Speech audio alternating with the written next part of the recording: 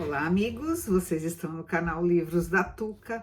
Eu sou a Virgínia e hoje estou aqui para começar o nosso mês do horror. Preparados? Já já eu vou começar com um conto deste livro incrível, Mais Mortais que os Homens. É uma coletânea de contos, tá? Selecionados por Graeme Davis. São contos escritos por mulheres no século XIX e século XX. Não, minto. Obras-primas de terror de grandes escritoras do século XIX apenas. Aguardem aí, já já.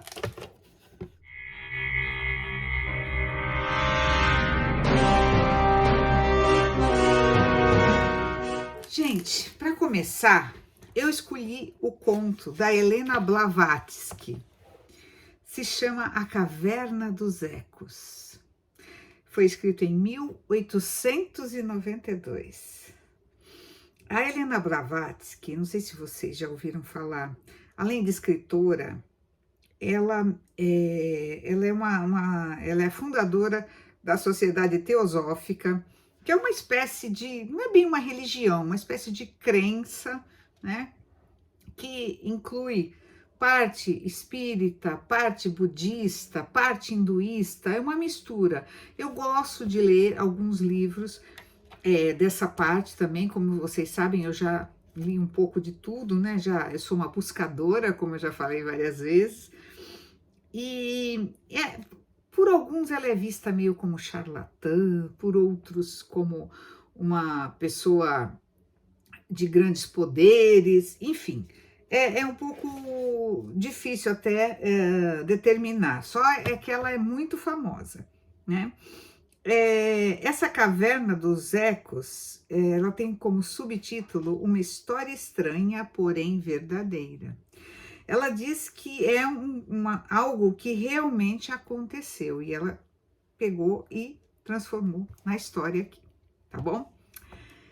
Bom, é o seguinte, se passa na Rússia, próximo à Sibéria, uma cidadezinha onde havia uma família, um tio já mais ou menos idoso, que acaba de criar os sobrinhos, porque o irmão havia falecido e ele ficou com os sobrinhos em casa, tá? Então, nisso os anos foram passando, as crianças cresceram, e ele tinha feito um testamento que a hora que ele morresse, o sobrinho homem, o sobrinho mais velho, que se chamava Nicolas, iria herdar toda a sua fortuna. Passado um tempo, uma das sobrinhas, a irmã desse Nicolas, né, acho que não falo o nome dela, ela pediu para o tio que ela queria aprender a tocar cítara, que era uma espécie de violão, tá, da época. Só que ali onde eles moravam, não tinha quem ensinasse. Aí o tio foi atrás, procurou onde é que tinha um professor até achar. Esse professor era húngaro. É húngaro, né? Acho que é isso. Ele veio até a cidadezinha e trouxe com ele a filha, uma moça muito bonita. Olha só. Aí ele ensinou a sobrinha a tocar, aprendeu super bem. Mas nesse meio tempo, o tio, que já era idoso, se apaixona pela filha do professor, olha só, e resolve pedi-la em casamento. Bom, foi uma surpresa para toda a família, né? Tiveram que aceitar e foram feitos os preparativos para que o solteirão se casasse com essa moça. Bom, aí havia nesse povoado, nessa cidadezinha, essas cavernas onde se produziam ecos. Era uma coisa muito bonita, como está escrito aqui, e eles costumavam no verão fazer festas nessas cavernas. Ele resolve que a festa do casamento será nessa caverna. E ele vai até lá com o criado. Ele tinha vários criados, né? Um criado que cuidava da contabilidade dele e tal. Ele vai até lá para verificar o estado das coisas e tal.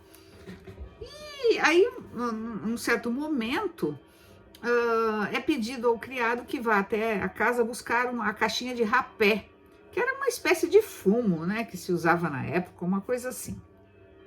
Ele vai, quando ele volta para a caverna, ele não encontra mais o senhor, e o nome é muito difícil de pronunciar, Isvertsov. Não estava. E aí ele se jogou na água achando, né, bom, ele deve estar se afogando, deixa eu tentar salvá-lo, mas não consegue encontrá-lo. Ele volta para casa desesperado e as pessoas começam a dizer que ele matou o patrão. E ele dizia que não, que ele era inocente, mas como se não tinha mais ninguém no local, não sei o quê. Enfim, o rapaz é preso, tá? E com isso não haveria mais casamento, né? Claro. Aí o professor pega a filha e fala: bom, nós vamos embora. Nisso, o sobrinho mais velho, o herdeiro, fala que então ele se casaria com a filha do professor. E assim é, eles se casam, tá? Bom, nisso passam 10 anos. Tô encurtando aqui, né, para não ficar muito longo. Passam 10 anos, eles casaram, tem um filhinho, né? O filho já tá lá com uns 4, 5 aninhos. Só que o menino é a cara do tio, aquele que morreu lá atrás. E o pai, o Nicolas, né, ele não consegue se afeiçoar ao menino, porque ele olha para ele e vê o tio, e aquilo deixa ele intrigado e tal. Bom, e a história vai continuando, né? Aí, os lagos ali eram muito profundos, né? A caverna era maravilhosa, né? E eles continuam por lá, morando no mesmo local, certo? Bom, peraí, que mais que vem? Aí sim que é um húngaro, o outro não era húngaro, desculpe, gente. Aí ia passando por ali pela cidade um viajante húngaro, que era um cara que tinha certos poderes misteriosos, né?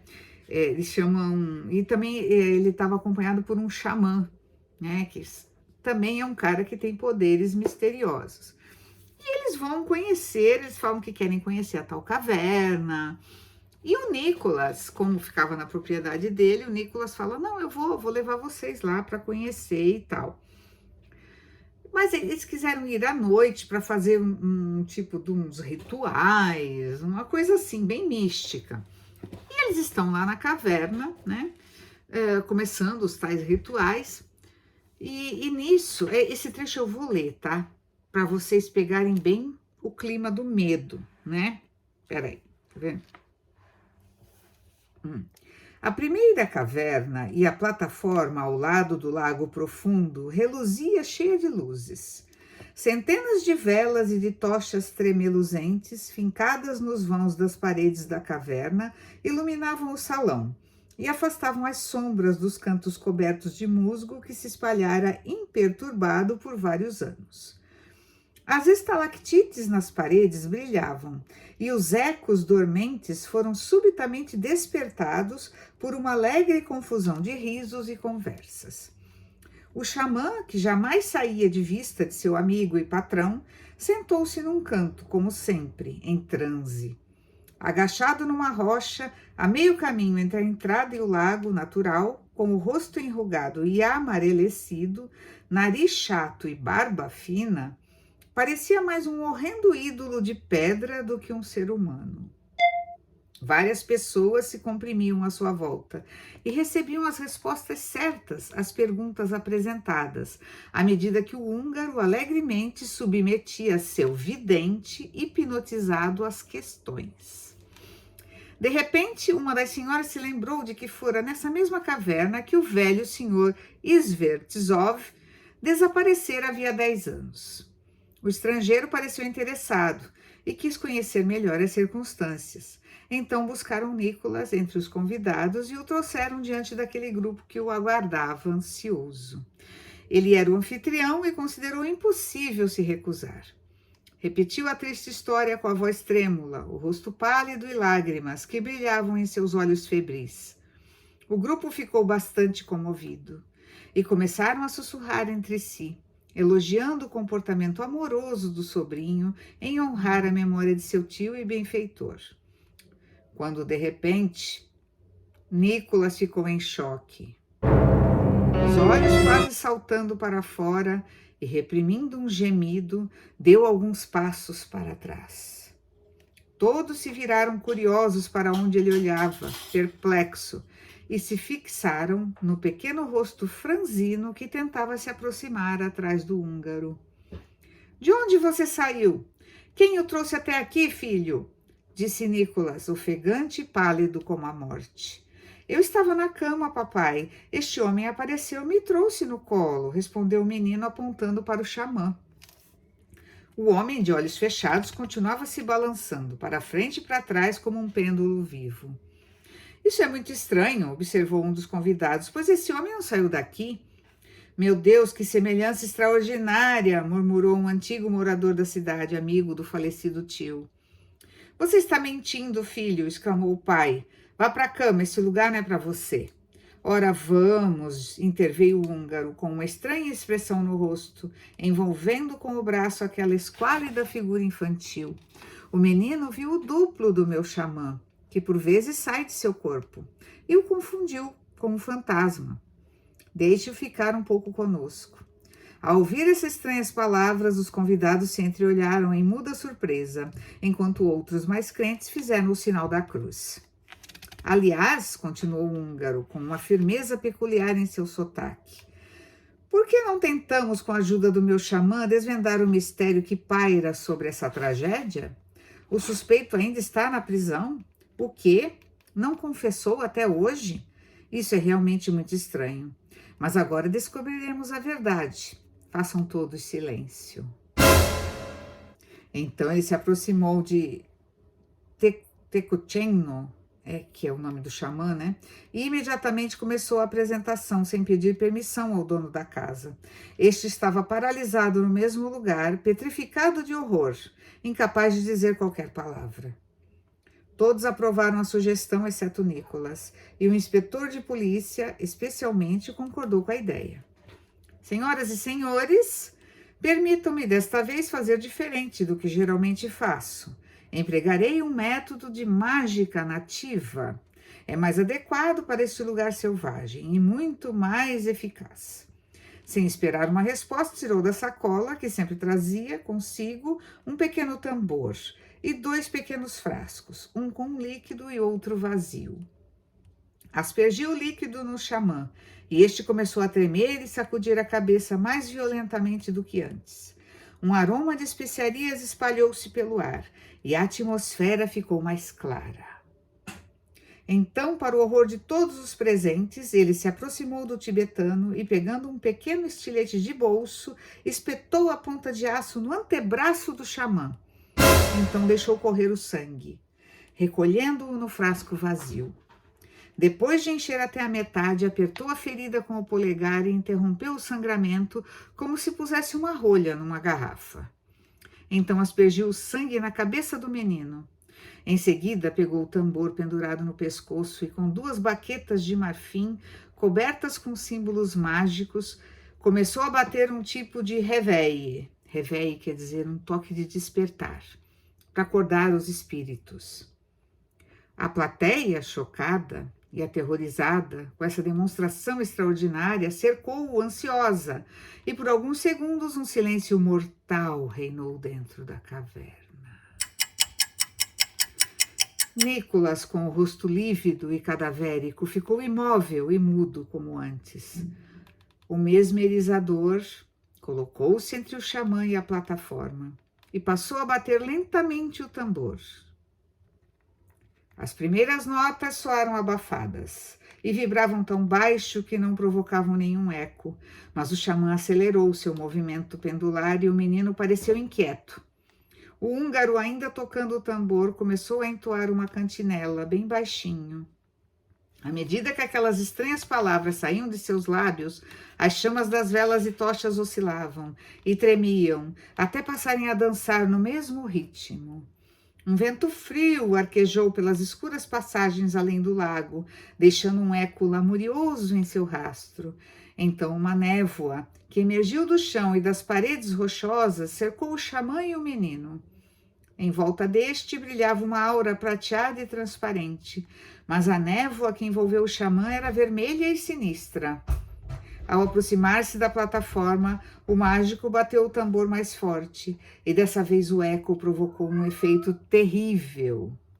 O eco reverberou mais próximo e mais distante em sons incessantes. Um lamento seguia-se a outro, cada vez mais alto, até o rugido trovejante soar como um coro de 1000 demônios, elevando-se das profundezas do lago. A superfície que refletia a luz das velas e que antes parecia um espelho agitou-se, como se o vento varresse a face imperturbável das águas. Outra cantinela e mais toques de tambor, e a montanha tremeu com os sons de tiros de canhão que atravessavam os obscuros e distantes corredores. O corpo do xamã se elevou a 2 metros do chão, e balançando-se para frente e para trás, ficou sentado no ar, suspenso como uma aparição. Mas a transformação que acontecia agora com o menino estarreceu a todos, enquanto assistiam àquela cena em silêncio. A nuvem prateada em volta do menino também parecia agora suspendê-lo no ar. Mas, diferente do xamã, seus pés não saíam do chão. O menino começou a crescer, como se envelhecesse milagrosamente em poucos segundos. Ficou encorpado e alto, e as feições senis se acentuavam à medida que o corpo envelhecia. Segundos depois, sua aparência jovem desaparecera por completo. Fora totalmente absorvida pelo outro ser, e para o horror dos presentes que conheciam aquelas feições, era a aparência do velho senhor Svertisov. Em sua testa havia uma ferida profunda de onde escorria sangue. O fantasma se moveu em direção a Nicholas, até ficar diante dele, enquanto este, com os cabelos em pé e a expressão de um louco, olhou para o próprio filho transformado no tio. O silêncio sepulcral foi rompido pelo húngaro, que, dirigindo-se ao menino fantasma, perguntou-lhe em tom solene: em nome do grande mestre, daquele que detém todo o poder, responde a verdade e nada além da verdade. Ó espírito inquieto, morreste por acidente ou foste covardemente assassinado? Os lábios do espectro se moveram, mas foi o eco que respondeu em gritos lúgubres: assassinado! Assassinado! Assassinado! Onde, como e por quem? Perguntou. A aparição apontou o dedo para Nicholas e, sem alterar sua expressão ou abaixar o braço, começou a andar de costas em direção ao lago. A cada passo que dava, o jovem Svertisov, compelido por um fascínio irresistível, avançava em sua direção, até o fantasma chegar ao lago, e no instante seguinte viram-no deslizar sobre a superfície da água. Fantasmagórica e assustadora. A 2 passos da beira do lago profundo, uma convulsão violenta tomou o sobrinho culpado. Caindo de joelhos, agarrou-se desesperado a um dos assentos rústicos e, com os olhos arregalados, soltou um longo e agudo grito de agonia. O fantasma agora pairava imóvel acima da água e, dobrando o indicador, pedia-lhe que se aproximasse. Agachado, tomado pelo mais abjeto terror, o miserável urrou, até a caverna ecoar repetidas vezes: eu não o matei. Então ouviu-se um mergulho, e agora o menino estava dentro da água escura, lutando para não se afogar no meio do lago, com a mesma aparição séria e imóvel acima dele. Papai, papai, salve-me, estou me afogando. Meu filho, gritou Nicholas, alucinado. Meu filho, salvem-no. Eu confesso, sou o assassino, eu matei meu tio. Ouviu-se outro mergulho na água e o fantasma desapareceu. Com um grito de horror, todos correram em direção à plataforma, mas seus pés de repente se agarraram ao chão, enquanto assistiu, entre redemoinhos, a uma massa esbranquiçada e amorfa unir o assassino e o menino num abraço apertado, que lentamente submergiu no lago abissal. Na manhã seguinte a esses acontecimentos, quando após uma noite insone, alguns convidados foram até a residência do cavalheiro húngaro, descobriram que esta estava fechada e vazia. Ele e o xamã sumiram. Muitos dos antigos moradores da cidade ainda se lembram dele. O inspetor de polícia morreu há poucos anos, com absoluta certeza de que o nobre viajante fosse o diabo. Para aumentar a consternação geral, a mansão Svertisov incendiou-se na mesma noite e foi totalmente destruída. O arcebispo realizou uma cerimônia de exorcismo, mas o lugar é considerado amaldiçoado até hoje. O governo investigou os fatos e determinou silêncio. Então, o que acharam do conto? Assustador, né? E dizem que foi real, hein? Além de tudo, tá? 1892, né? Foi isso. Gente, desculpa esse barulho aí, que acho que tá tendo uma festa aqui do lado. Infelizmente, colocaram som aí nas últimas. É 1892, tá? Bom, era isso. Espero que vocês tenham gostado, tá? Deverei ler mais um ou dois contos desse livro para vocês lerem e comentar, né? Fazer assim um resuminho e ler essa parte principal que eu achei que era essencial. Espero que vocês tenham curtido. Um beijo a todos. Não esqueçam do positivo aqui e de comentar se gostaram, tá? Eu vou adorar saber. Obrigado. Tchau.